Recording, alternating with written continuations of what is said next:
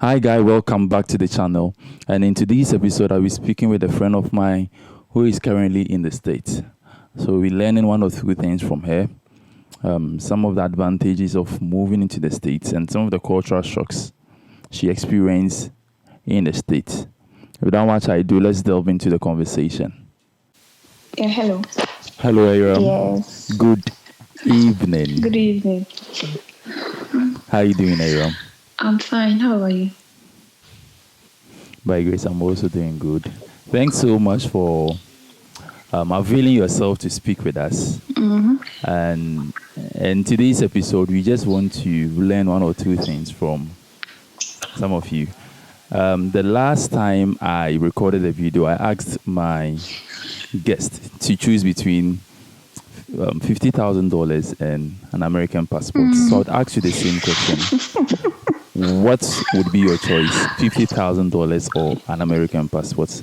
And you just give us your reason. $50,000 or American passport. So Correct. right now, as me as I am, I would choose American passport Okay. What's your reason? because I don't know. If I should get $50,000, it's nothing in. I think it's too much in Ghana, but I don't know what I'll use it for. I'm not good into business. You get it? Oh, okay. Okay. So I think with the American passport, I can stay here, get a good job, and then make much money from that. Yeah. Money. Okay. So that's just on the flip side. When did you move to the States? Last 2 months, in August. Yeah. Okay, so with your 2 months stay in the States, has there been any time you regretted moving to the States? I can tell you that the moment I got here, the next day I wanted to go back home. No, you don't mean it. You don't mean Seriously. it. No, you don't mean it. I Like don't for know. real. Yeah, the next day I wanted to go back home. Like the friend I was having here, I told him I've missed home. Okay, for me, I think it was because of the food aspect.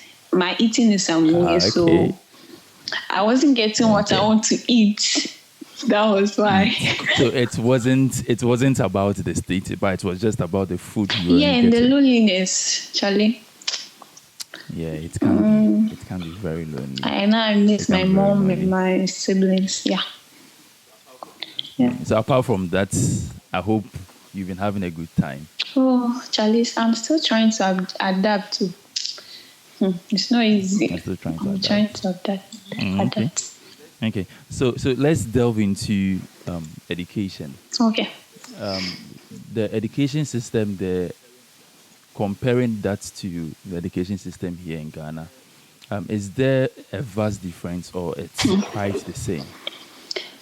Vast difference, I must say no, but they are not the same Okay. also.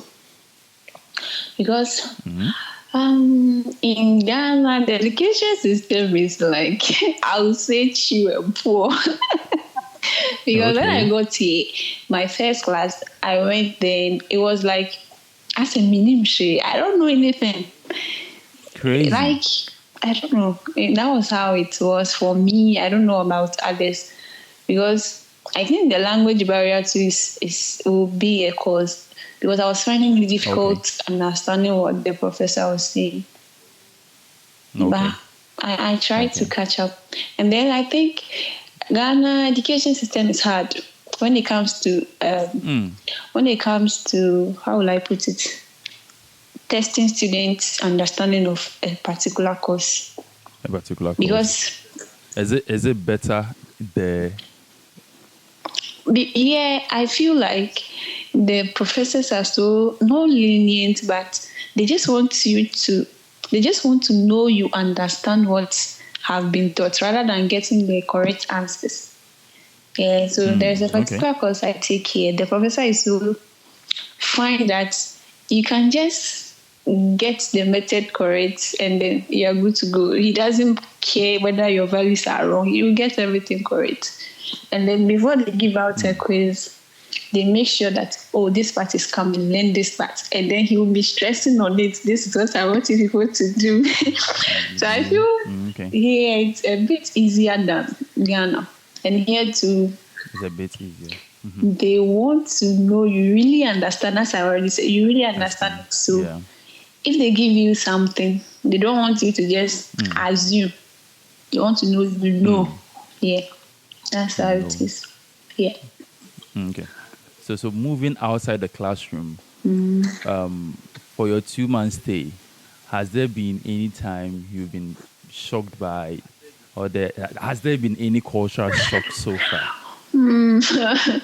Okay, I don't know. My cultural shock started the first day I landed. Yeah. Hey.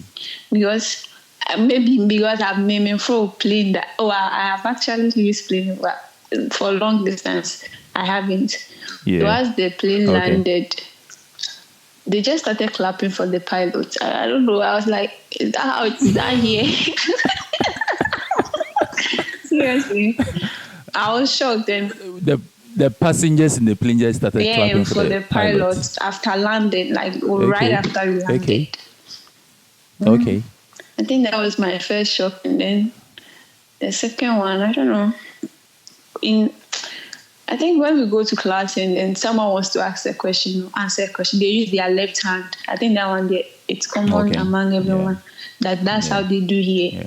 And then I'll say those who feel like, oh, the person is outside, so I'll not test. Please test us. Please, we are bleeding here. We need help.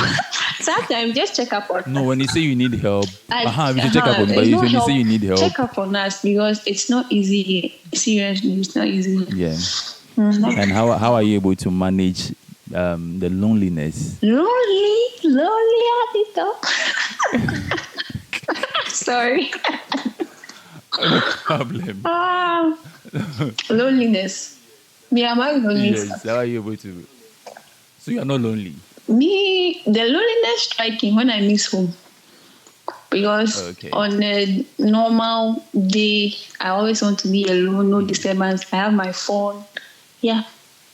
But the loneliness striking if I miss my mom, I miss my siblings, and then, that one. Okay. Okay. So what advice would you give any student, level 300, level 400 student who aspires to also travel to Europe or to the States? What advice would you give? Not a normal one, but what specific advice would you ask the person to do, or what advice would you give this particular person? My only advice is, if you don't have interest in what you want to do, don't come. If you don't have interest or you don't have the passion, let me use passion, you don't have passion for it, don't come. Because it can be really, really, really stressful. And if you don't have the passion before you come, you might give up early.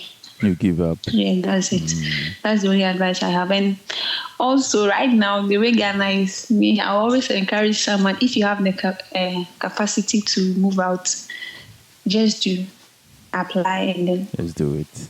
You don't know where your breakthrough might come from. If you have a job in Ghana, you can stay there, but if you don't have... Would you advise... would you advise us to stay here? If you have a job here in Ghana, would you advise us to stay here?